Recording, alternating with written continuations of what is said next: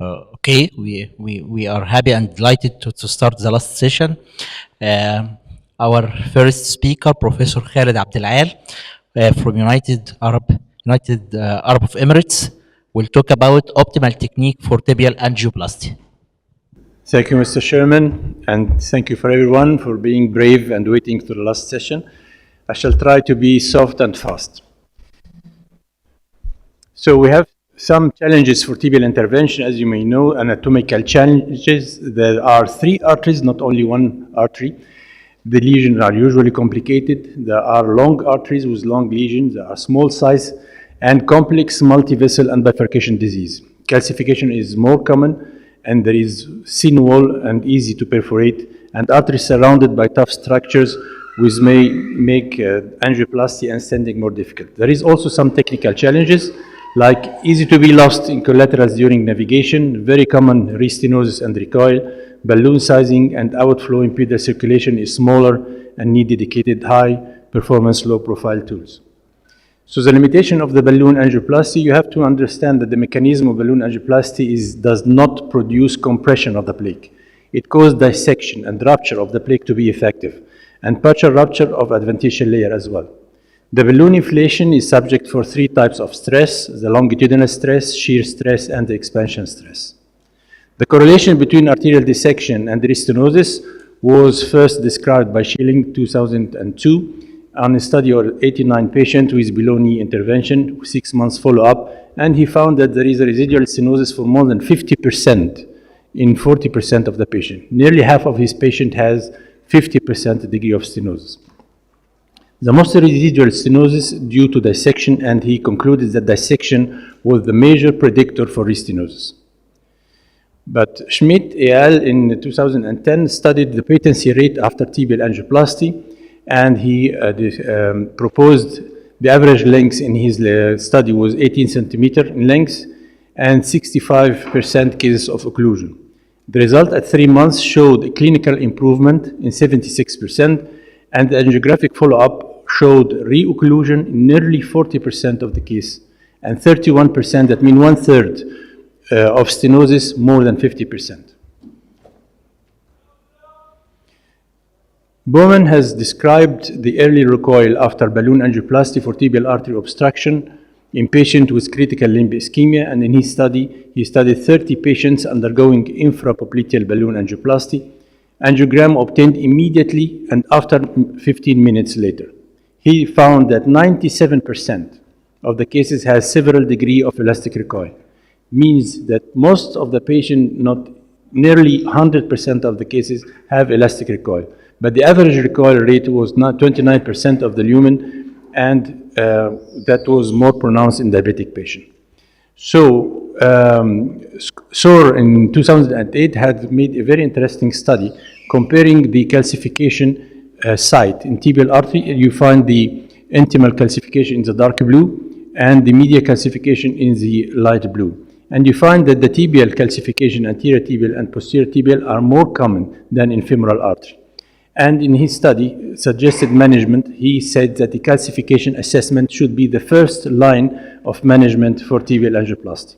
He suggested that angiography alone may underestimate the severity and the extent of the calcification, and he recommended the use of Egyvasc to determine the extent and the bulk of the calcification.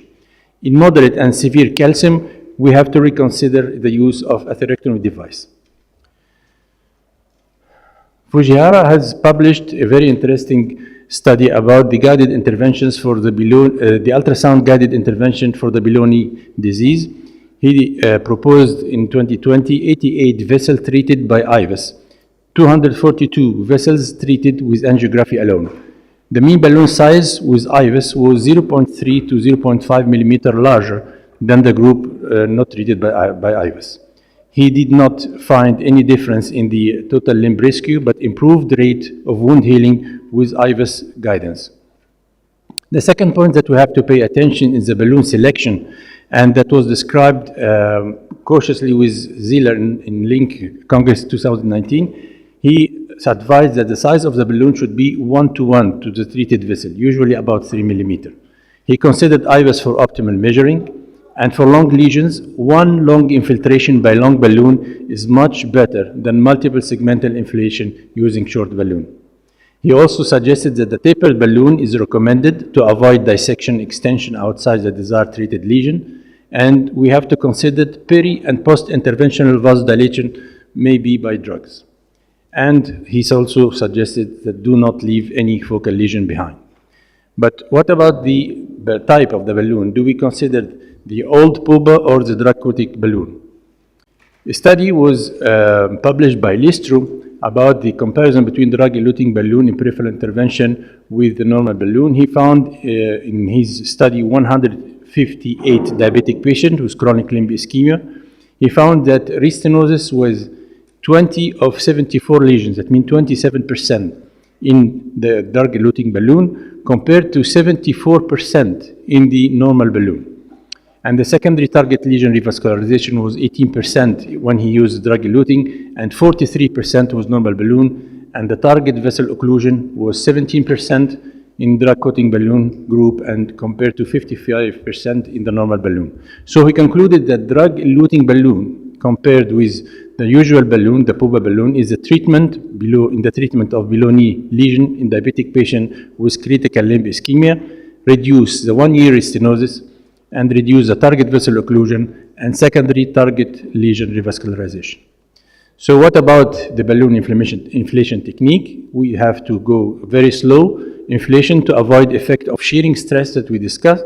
Do not overinflate, only the nominal pressure of the balloon. Maintain inflation for 3 minutes with slow progressive deflation.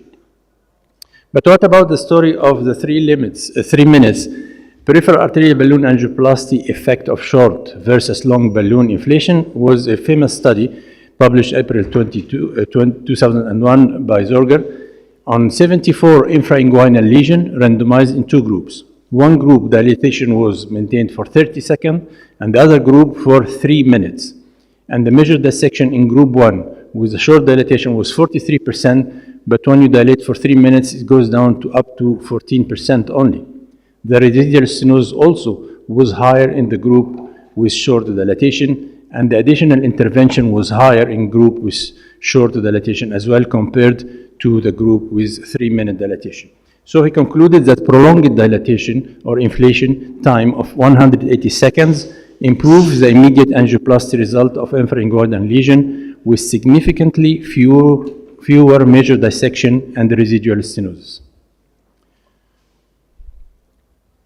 The impact of prolonged inflammation time was also confirmed by Ori, who published a prolonged balloon dilatation more than 3 minutes associated with low rates of severe dissection, and additional balloon dilatation more than 3 minutes may not be required.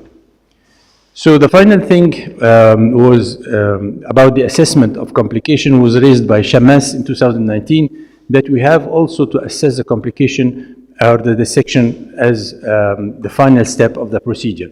We have to perform different angiographic angles. We do not hesitate to repeat long angioplasty in case of dissection or recoil more than 30%. We have to stabilize with Bell-Howe stent only if needed in case of flow limiting dissection. And he stated that the predictors of severe dissection is the longer lesion more than 10 centimeters in length, and longer inflation time per minute was protective against severe dissection. Drug-eluting stents for revascularization of infrapopliteal arteries was discussed in a multiple randomized study studied by Massimiliano Fusaro. He mentioned 5 studies, including 611 patients, and assigned to drug-eluting stent versus the balloon angioplasty. And he concluded that in focal disease of infrapopliteal arteries, drug-eluting therapy reduces the risk of re-intervention and amputation compared with balloon angioplasty or bare metal stent.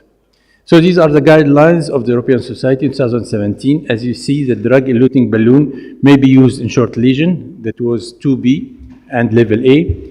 Drug-eluting stent also can be used 2B and level C. But also drug-coating balloon may be used in stenosis of the stent.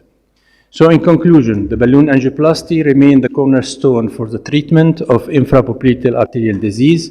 It has anatomical and technical limitations that we have to appreciate and evaluate. Dissection and recoil are the two main serious enemies that we have to pay attention to treat.